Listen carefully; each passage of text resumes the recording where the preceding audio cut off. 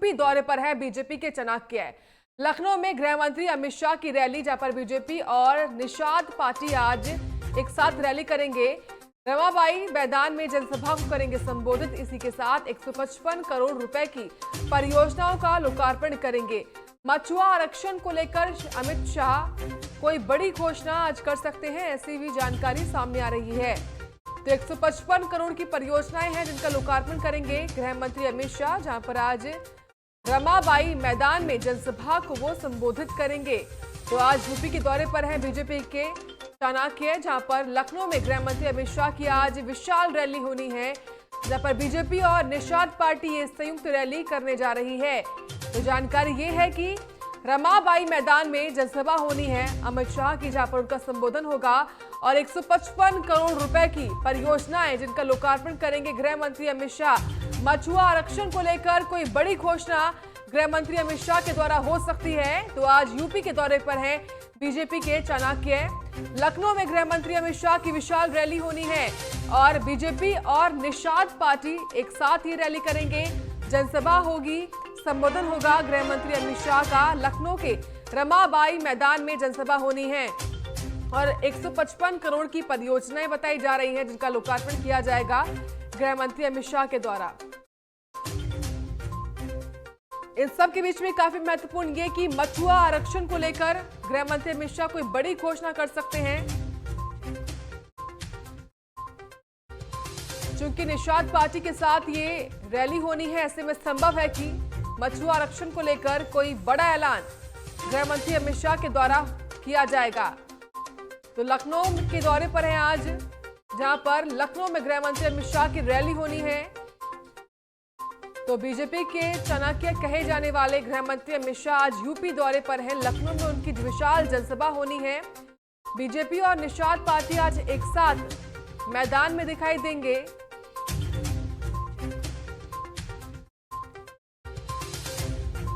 तो गृह मंत्री अमित शाह और संजय निषाद एक साथ आज एक मंच पर दिखाई देंगे। 155 करोड़ की परियोजनाओं का लोकार्पण करेंगे गृह मंत्री अमित शाह। मछुआ आरक्षण को लेकर खासतौर से कोई बड़ी घोषणा उनके द्वारा आज हो सकती है। तो आज यूपी के दौरे पर है बीजेपी के चाणक्य गृह मंत्री अमित शाह। बीजेपी और निषाद पार्टी की संयुक्त रैली होनी है, उसी में शामिल होंगे और विशाल जनसभा होगी। 155 करोड़ रुपए की परियोजनाएं बताई जा रही हैं जिनका लोकार्पण किया जाएगा। काफी महत्वपूर्ण ये परियोजनाएं हैं और खासतौर से निगाह सभी की है मछुआ आरक्षण को लेकर, खासतौर से क्या कोई बड़ा ऐलान, कोई बड़ी घोषणा गृह मंत्री अमित शाह के द्वारा की जा सकती है। तो आज लखनऊ में गृह मंत्री अमित शाह की विशाल रैली होनी है।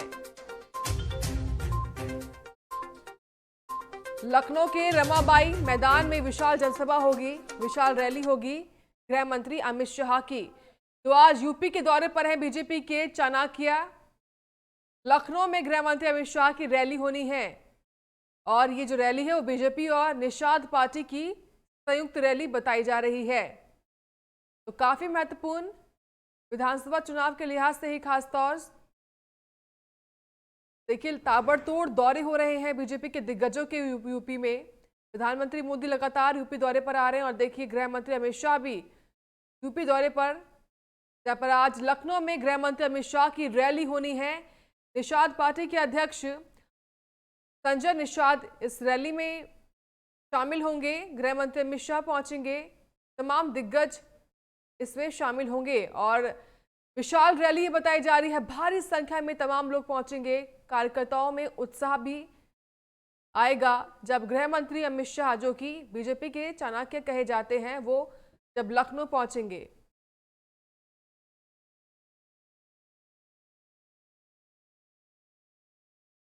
और अधिक जानकारी अपडेट लेंगे नंदन श्रीवास्तव से। नंदन, आज यूपी दौरे पर हैं गृह मंत्री अमित शाह, ऐसे में जो रैली होने जा रही है लखनऊ में, उसको लेकर क्या तैयारी और क्या कुछ कार्यक्रम रहने वाला है? साथ चुनावी रंग चढ़ चुका है। भारतीय जनता पार्टी अपनी कोई भी चूक नहीं करना चाहती है, लगातार तैयारी में लगे हुए हैं। और उसकी सहयोगी पार्टी भारतीय जनता पार्टी, सहयोगी पार्टी निषाद पार्टी और भारतीय जनता पार्टी दोनों के एक साथ आज रमाबाई मैदान में रैली होने वाली है, महा रैली कह सकते हैं, क्योंकि अपना शक्ति प्रदर्शन करने के लिए निषाद पार्टी ये रैली का आयोजन किए, जहां पे भारतीय जनता पार्टी भी संयुक्त रैली में शामिल रहेगी। और इस कार्यक्रम में शिरकत करेंगे भारत के गृह मंत्री अमित शाह। और सबसे बड़ी बात कि भारतीय जनता पार्टी के ये चाणक्य भी है, राजनीति के चाणक्य कहे जाते हैं, क्योंकि कहीं ना कहीं जो आंकड़े होते हैं अपने दिमाग से बदल देते हैं। तो ये सब चीजें चूंकि लगातार जिस तरीके से हम देख रहे हैं कि उत्तर प्रदेश में सभी दिग्गज नेताओं का, चाहे प्रधानमंत्री नरेंद्र मोदी की बात करें या अमित शाह की बात करें, अमित शाह भी इससे पहले कई दौरे कर चुके हैं और ये फिर एक बार उनका उत्तर प्रदेश की राजधानी लखनऊ में है। ये साबित करता है कि ये चुनाव 2022 कितना इंपॉर्टेंट है भारतीय जनता पार्टी के लिए, क्योंकि कोई भी तरह की किसी तरह की कोई चूक नहीं करे भारतीय जनता पार्टी। लगातार दौरों से अमित शाह साबित कर रहे हैं कि इस बार का चुनाव हल्के में नहीं है। वहीं प्रधानमंत्री नरेंद्र मोदी भी जिस तरीके से दौरे कर रहे हैं, जो कार्यक्रम उनके सुनिश्चित हुए हैं लगातार, वो भी साबित करता है कि ये चुनाव हल्का नहीं है, ये कहीं ना कहीं चुनाव एक टक्कर का होने वाला है। इसी वजह से भारतीय जनता पार्टी लगातार अपने आप को और मजबूत करने की ये महारैली साबित करेगी कि भारतीय जनता पार्टी कितनी अपने आप को मजबूत कर रही है। अगर टाइम टू टाइम गृह मंत्री के शेड्यूल की बात करें तो दोपहर को 2 बजे रमाबाई मैदान में पहुंचेंगे, वहां पे इस कार्यक्रम में महारैली में शिरकत करेंगे, जनसभा को संबोधित करेंगे। वहां पे उनके साथ में मुख्यमंत्री योगी आदित्यनाथ के साथ साथ निषाद पार्टी के संजय निषाद रहेंगे। और ये सभी लोग भारतीय जनता पार्टी और निषाद पार्टी के लिए अपनी उपलब्धियां जो हुई हैं वो बताएंगे, अपनी शक्ति प्रदर्शन करेंगे निषाद पार्टी। और पार्टी के संजय निषाद ने बताया कि जिस तरीके से उत्तर प्रदेश में मछुआरों का शोषण हो रहा था, उस शोषण को लेकर आवाज बुलंद करेंगे और कहीं ना कहीं उनके आरक्षण की भी बात करेंगे, राजनीति बात करेंगे।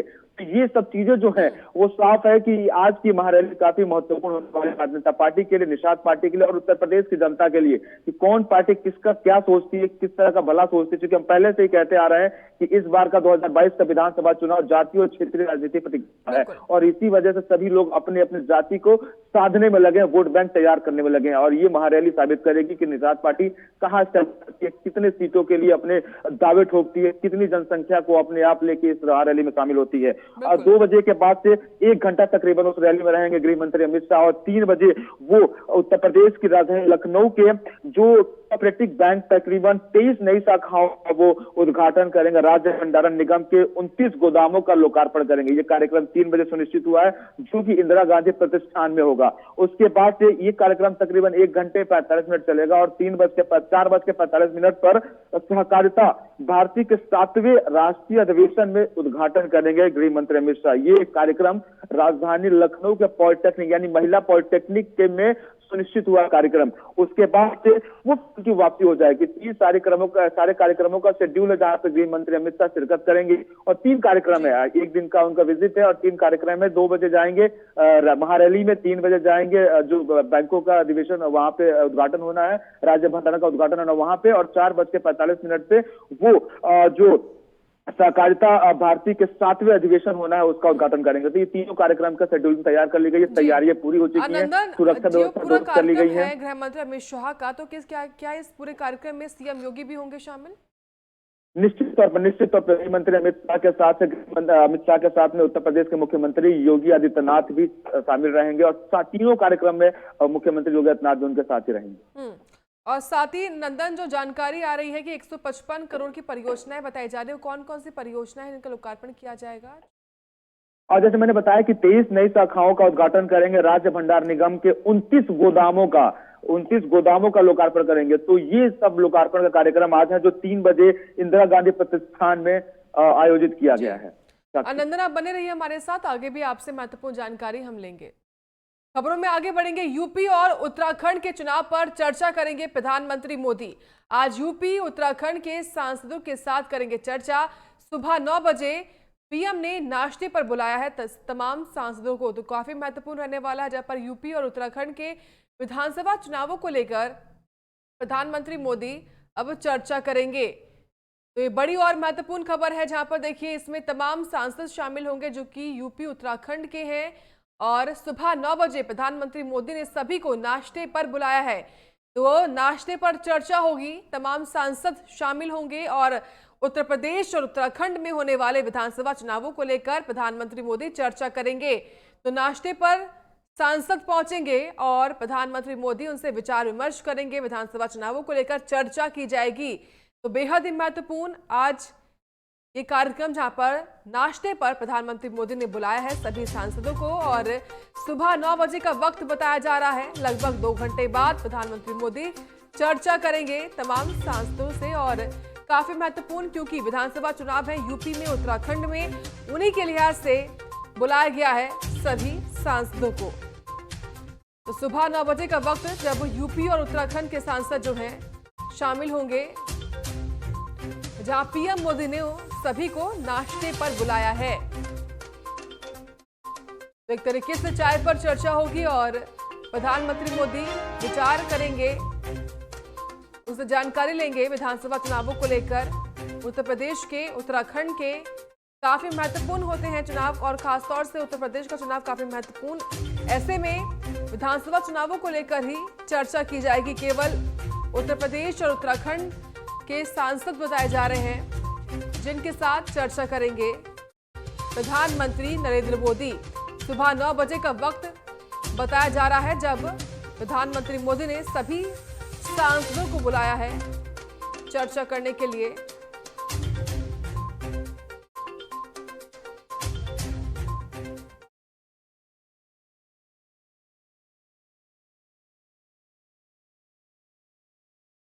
तो वहीं यूपी विधानसभा सत्र का आखिरी दिन आज है, जहां पर आज विधानसभा में बजट पर चर्चा की जाएगी। विधानसभा में पारित होगा अनुपूरक बजट। तो देखिए, कल पेश किया गया अनुपूरक बजट और आज चर्चा होने के बाद इसको पारित कराया जाएगा। तो बड़ी और महत्वपूर्ण खबर, जहां पर विधानसभा का आज आखिरी दिन है, यानी कि विंटर सेशन का आज आखिरी दिन है। महज 3 दिन तक ये सत्र था और आज इसका आखिरी दिन है। तो 15 दिसंबर से सत्र जो है वो चालू हुआ था और पहले दिन शोक संवेदनाएं पढ़ी गई, दिवंगत नेताओं को याद किया गया और उसके अगले दिन यानी कि दूसरे दिन विधानसभा के अनुपूरक बजट और लेखानुदान सरकार की ओर से पेश किया गया और आज यानी कि आखिरी दिन चर्चा होगी बजट पर और उसके बाद विधानसभा में पारित होगा अनुपूरक बजट। हालांकि इन सब के बीच में लगातार विपक्ष की ओर से हंगामा हो रहा है। लखीमपुर खीरी हिंसा का मामला हो या फिर महंगाई का मुद्दा हो, तमाम मुद्दों को लेकर लगातार विपक्ष की ओर से हंगामा देखने को मिल रहा है विधानसभा में। तो आज विधानसभा में बजट पर चर्चा की जाएगी। विधानसभा सत्र का आखिरी दिन आज है, विंटर सेशन का आखिरी दिन आज है और ऐसे में काफी महत्वपूर्ण रहा ये 3 दिन का सेशन, जहां पर सरकार की ओर से अनुपूरक बजट यानी कि सप्लीमेंट्री बजट और लेखानुदान 2022-23 के लिए पेश किया गया। और अधिक जानकारी अपडेट लेंगे नंदन श्रीवास्तव से। नंदन, आज विधानसभा सत्र का आखिरी दिन है, ऐसे में आज का दिन कैसे खास रहने जा रहा है? देखिए साक्षी, विधानसभा सत्र शीतकालीन सत्र आज 3 दिन से चल रहा था, यानी कि 15, 16, 17, आज 17 तारीख, आज अंतिम दिन है उसका। 15 तारीख को जो दिवंगत नेता थे, जो दिवंगत सैन्यकर्मी थे जो शहीद हुए थे, उनको श्रद्धांजलि के बाद स्थगित कर दी गई थी। 16 तारीख यानी कल जो बजट पेश किया गया था, अनुपूरक बजट पेश किया गया था, उसके बाद अनुदान बजट पेश किया गया था। तो कहीं ना कहीं वो पेश करने के बाद कई सारी ऐसी योजनाएं थी जिनको पारित करने के लिए वो विधानसभा में लाया गया था, लेकिन वो सत्र भी कल विवादों से घिरा हुआ था। क्योंकि जिस तरीके से अजय कुमार टेनी ने लखीमपुर पत्रकारों से अभद्रता की थी और वो जो पुराना विवाद था, उसके साथ साथ जो महंगाई रोजगार को लेकर विपक्ष लगातार सरकार को घेरी थी, तो वो विवादों में लगातार कल सत्र चलता रहा। लेकिन आज अनुपूरक बजट पास होने की संभावना है। कई सारी ऐसी बिल हैं जो कि आज पास हो जाएंगे, तो वो देखने वाली बात होगी कौन कौन से बिल पर सहमति होकर आज बिल सदन में पास होती है। अंतिम दिन है आज का। बहुत शुक्रिया आपका नंदन, आप बने रहिए हमारे साथ, आगे भी आपसे जानकारी लेंगे। फिलहाल ये महत्वपूर्ण खबर, जहां पर विधानसभा सत्र का आखिरी दिन आज है और आज आखिरी दिन विधानसभा में पारित किया जाएगा अनुपूरक बजट, लेकिन पहले उस पर चर्चा होगी, विमर्श होगा और उसके बाद उसको विधानसभा से पारित कराया जाएगा। लेकिन सबके बीच में देखना ये होगा कि विपक्ष का क्या अहम रोल रहने।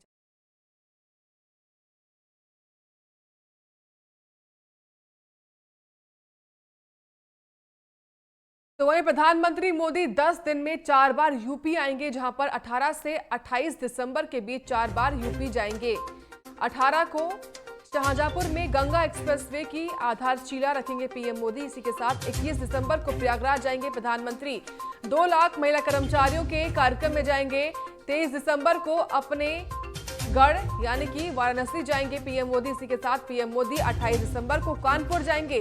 कानपुर मेट्रो का करेंगे लोकार्पण। तो काफी महत्वपूर्ण देखिए, जहां पर आने वाले 10 दिनों में यानी कि कल से लेकर 28 दिसंबर तक पीएम मोदी कई बार यूपी दौरे पर आएंगे, जहां पर वो कानपुर मेट्रो का लोकार्पण भी करेंगे। इसी के साथ कल का उनका दौरा काफी महत्वपूर्ण बताया जा रहा है। तो देखिए, अगले 10 दिन में 4 बार यूपी आएंगे पीएम मोदी, जहां पर 18 से 28 दिसंबर के बीच में 4 बार वो यूपी दौरे पर रहेंगे। तो कल शाहजहांपुर में गंगा एक्सप्रेसवे की आधारशिला प्रधानमंत्री मोदी के द्वारा रखी जाएगी। इसी के साथ 21 दिसंबर को वो प्रयागराज जाएंगे, जहां पर 2 लाख महिला कर्मचारियों के बीच में जाकर जो कार्यक्रम होना है उसमें शामिल होंगे। इसी के साथ ही 23 दिसंबर को एक बार फिर से वो काशी पहुंचेंगे।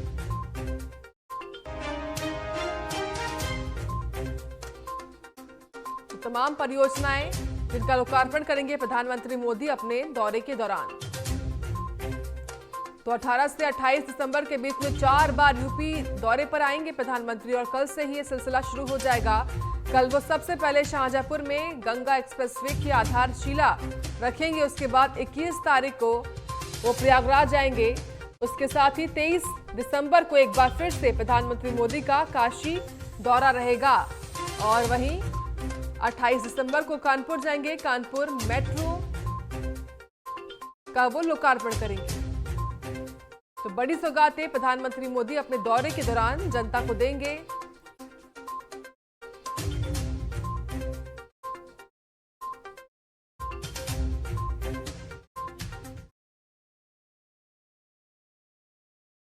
खबरों में आगे बढ़ेंगे। बात अब एक और बड़ी खबर की, जहां पर अखिलेश यादव का 2 दिवसीय रायबरेली दौरा है। आज और कल रायबरेली में ही रहेंगे अखिलेश यादव। सभी विधानसभाओं का दौरा करेंगे अखिलेश यादव। विजय रथ पर सवार होकर जनसंपर्क करेंगे अखिलेश यादव। तो देखिए, जौनपुर में अखिलेश यादव ने विजय रथ यात्रा की, और देखिए अब रायबरेली के दौरे पर रहने वाले हैं। 2 दिन का दौरा उनका है, और विजय रथ पर सवार होकर जनसंपर्क करेंगे, जनता से संपर्क करेंगे अखिलेश यादव। तो लगातार समाजवादी पार्टी की ओर से विजय रथ यात्रा जो है वो जारी है। अलग अलग जिलों में ये यात्रा घूम रही है, ये रथ घूम रहा है। तो अखिलेश यादव का 2 दिवसीय रायबरेली का दौरा है, और 2 दिन तक वो रायबरेली में ही रहेंगे, आज और कल। तो सभी विधानसभाओं का दौरा करेंगे अखिलेश यादव। विजय रथ पर सवार होकर जनसंपर्क करेंगे अखिलेश यादव।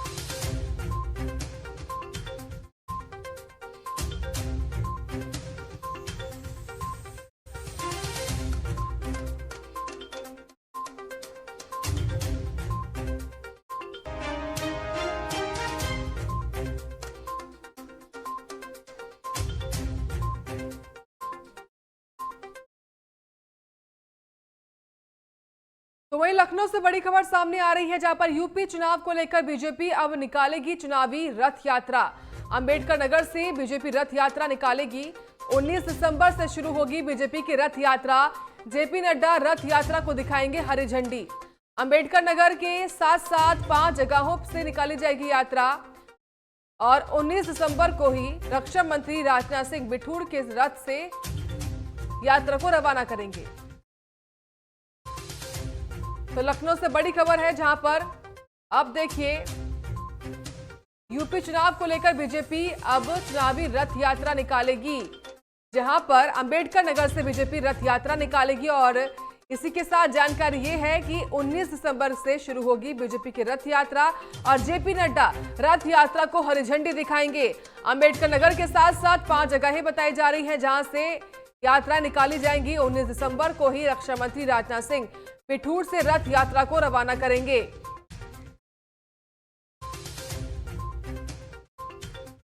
तो बीजेपी के द्वारा अब चुनावी रथ यात्राएं प्रदेश के अलग अलग कोने से निकाली जाएंगी। अंबेडकर नगर से बीजेपी रथ यात्रा निकालेंगी। आगे बढ़ेंगे बात अब अयोध्या की, जहां पर 150 महानगरों के मेयर भी पहुंचेंगे अब अयोध्या धाम। आज काशी में आयोजित सेमिनार में शामिल होंगे। कल अयोध्या पहुंचेंगे 150 शहरों के मेयर। अयोध्या में करेंगे दर्शन पूजन, सरयू की आरती कर रामलला हनुमानगढ़ी का करेंगे दर्शन।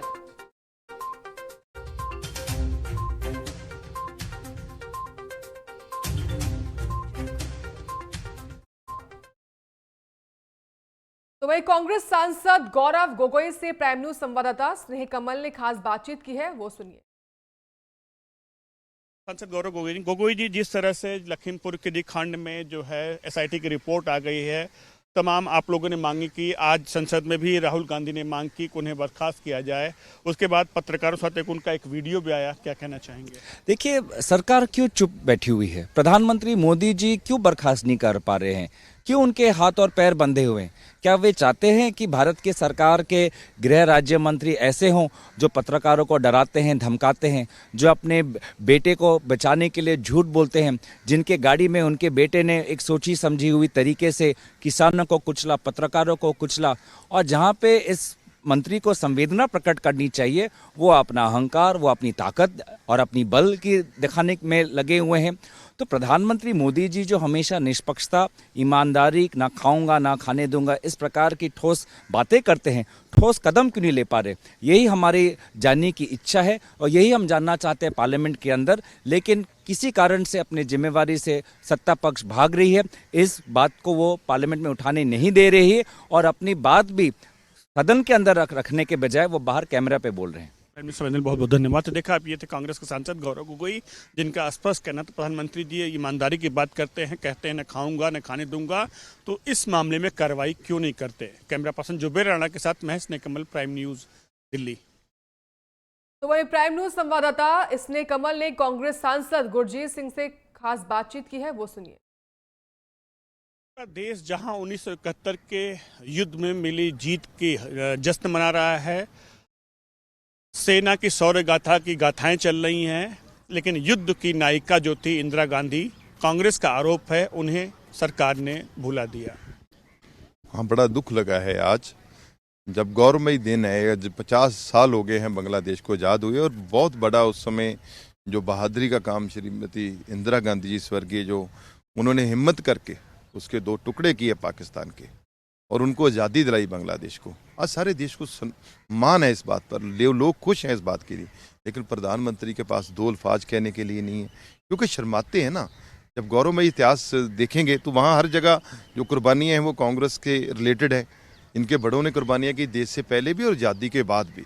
अब उनके पास कोई ऐसी चीज़ है नहीं, तो वो बात एक प्रधानमंत्री के तौर पर नहीं कर रहे, वो एक बीजेपी के प्रवक्ता और आरएसएस के प्रवक्ता के तौर पर ऐसी बातें वो सोच रहे हैं और दिखा भी रहे हैं देश को। एक सवाल और, लखीमपुर कांड को लेकर जिस तरह से एसआईटी की रिपोर्ट आ गई है, स्पष्ट हो चुका है ये साजिश थी। उसके बाद भी भारतीय जनता पार्टी अब तक जो कांग्रेस की मांग है कि मंत्री को बर्खास्त किया गया, नहीं मानी। उसके अलावा कल एक वीडियो भी उनका आया जिसमें पत्रकार को धमकी देते हुए दिखे। भाई, वो ऐसे ही आदमी हैं जो अजय मिश्रा टैनी, उनका रिकॉर्ड ऐसा ही है। पत्रकार को भी धमकी दे रहे हैं, वहाँ किसानों को भी धमकी दे रहे हैं। बेटा, जो कांग्रेस पार्टी, अब वहाँ प्रियंका गांधी जी गए थे, राहुल गांधी जी गए थे, इन्होंने बोला था ये साजिश है, उस समय नहीं माने। उस समय न्याय दिया होता तो लोग इन पे यकीन कर लेते, लेकिन जब सिट, जो सुप्रीम कोर्ट के अंदर जो सिट बनी है, उसने जब फैसला किया कि ये एक बड़ी साजिश है, जब उनकी इंक्वायरी में आया, तो अब पता ये लगना चाहिए वो गाड़ी जो अजय मिश्रा के नाम पे वो कहाँ गई, कैसे गई, एक बेटा कैसे इतना बड़ा साजिश को अंजाम दिया। प्राइम मिनिस्टर बहुत बहुत धन्यवाद। तो देखा, ये थे कांग्रेस सांसद गुरजीत सिंह औजला, जिनका साफ कहना है कि अगर अजय मिश्रा टेनी की बात करें तो उनका आपराधिक इतिहास रहा है, उनके जीन्स में ऐसा रहा है। कैमरा पर्सन जुबेर राणा के साथ मैं स्नेह कमल, प्राइम न्यूज दिल्ली। तो वही कांग्रेस की प्रवक्ता सुप्रिया श्रीनेश से प्राइम न्यूज ने खास बातचीत की है, वो सुनिए। 1971 में जब दुनिया का नक्शा भारत की सेना ने बदला था, उस युद्ध की नायिका दुनिया कहती है इंदिरा गांधी थी। आज पूरा देश आज उस विजय दिवस की याद ताज़ा कर रहा है। कांग्रेस का आरोप है कि सरकार ने जश्न तो मनाया, लेकिन युद्ध की नायिका को भूल गए। मुझे ऐसा लगता है 1971 में पाकिस्तान को घुटने टेकवाने का काम हमारी सेना के शौर्य और पराक्रम के कारण तो हुआ ही, लेकिन इंदिरा जी की वो दृढ़ निश्चय था, वो साहस था, जिससे उन्होंने पाकिस्तान के 2 टुकड़े कर विश्व का भूगोल बदला और इतिहास बदलकर बांग्लादेश को जन्म दिया। ये इंदिरा जी का साहस था, ये उनकी दूरदर्शिता थी कि उन्होंने 20 दिन में 7 देशों का टूर करके आम सहमति बनाने की कोशिश करी। ये उनकी दूरदर्शिता थी कि उन्होंने रशिया से फ्रेंडशिप ट्रीटी साइन करी, जिससे रशिया हमारे साथ खड़ा रहा और अमेरिका के लात धमकाने के बावजूद, ब्रिटेन के चेताने के बावजूद इंदिरा जी ने पाकिस्तान पर आक्रमण किया, उनको घुटने टिकवाए। और आज ओछी सस्ती गंदी राजनीति के चलते मोदी जी इस पर बात नहीं करते हैं। ये किस तरह की बात हो रही है आज इस देश में? मोदी जी एक शब्द नहीं कहते हैं, मोदी जी इंदिरा जी को श्रेय नहीं देते हैं। सवाल ये है कि क्या इतिहास बदलने के चक्कर में, आप अपनी नफरत के चक्कर में इस देश की सेना का, इस देश के राजनीतिज्ञों का, इस देश के इतिहास का अपमान करेंगे? सीधा सवाल है। एक सवाल और मैम, जिस तरह लखीमपुर खीरी कांड में एसआईटी की रिपोर्ट आ गई है, एसआईटी साहब कहती है साजिश थी। कांग्रेस की मांग रही बर्खास्तगी भी नहीं हुई। उसके बाद कल स्वयं मंत्री जी एक पत्रकार को धमकी देते हुए देखे गए। मुझे ऐसा लगता है लखीमपुर नरसंहार में एक नामजद अभियुक्त आशीष मिश्रा है नंबर 1 पर। उसके पिता इस देश के गृह राज्य मंत्री कैसे बने रह सकते हैं? ये सवाल अपने आप में एक बहुत बड़ा सवाल है। और उनको गृह राज्य मंत्री बनाकर रखने की मोदी जी की ऐसी क्या मजबूरी है, ये मुझे समझ में नहीं आता। ये सरकार का नैतिक दिवालियापन दिखाता है। और ख़ास तौर से तब जब एसआईटी ने खुलकर कहा है कि ये जो नरसंहार था ये एक्सीडेंट नहीं था। आपके कुछ बंधुओं ने दिखाया था कि कैसे विंडशील्ड टूट गई थी, मनगढ़ंत थ्योरियां। ये वो नहीं था। ये नरसंहार सोची समझी साजिश थी और ये नरसंहार आशीष मिश्रा के हाथों हुआ। प्राइम न्यूज़ समझने बहुत बहुत धन्यवाद। देखा, ये थे कांग्रेस की प्रवक्ता सुप्रिया श्रीनेत, जिन्होंने स्पष्ट कहा कि जिस तरह से अजय मिश्र टेनी के पुत्र ने लखीमपुर कांड को अंजाम दिया था, उसको लेकर सरकार के ऊपर सवाल उठना लाजमी है। कैमरा पर्सन जुबेर राणा के साथ महेश नेकमल, प्राइम न्यूज़, दिल्ली।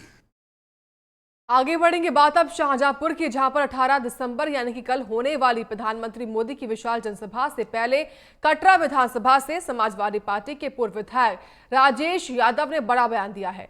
राजेश यादव ने कहा कि शाहजहांपुर में बेमौसम हुई बरसात से जो किसानों की फसलें बर्बाद हुई हैं, जिसके लिए सरकार शाहजहांपुर को दैवीय आपदा घोषित करे। इसी मुद्दे पर सपा बीजेपी का विरोध करेगी। तो पीएम के दौरे के विरोध में उतरी है समाजवादी पार्टी। किसान बर्बाद, प्रधानमंत्री जी आ रहे हैं, उनके साथ योगी जी भी आ रहे हैं जो हमारे मुख्यमंत्री जी हैं। हम उनका विरोध करेंगे अपने तरीके से। समाजवादी पार्टी अपने तरीके से विरोध करेगी। काले झंडे भी दिखाएंगे। हमें जो विरोध में करना होगा उनके विरोध में जरूर करेंगे। जो भी संभव होगा उनका विरोध करेंगे, क्योंकि विपक्षी दल में हम लोग हैं। हम लोग विरोध में ये आवाज़ नहीं उठाएंगे तो कैसे काम चले, बताओ। क्या कोई खास वजह है इस विरोध करने? खास वजह यह है कि हमारा जनपद दैवीय आपदा में होना चाहिए। आप देख लो जनपद में कितना धान सब बर्बाद हो गया, किसान बर्बाद हो गया, किसी को कुछ मिल नहीं रहा है, बाजरा बर्बाद हो गया है, सड़कें बेकार हो गई हैं। बहुत बुरा हाल है हमारे जनपद का। और इसी के साथ अभी के लिए खबरों में इतना ही। आप देखते रहिए प्राइम न्यूज़।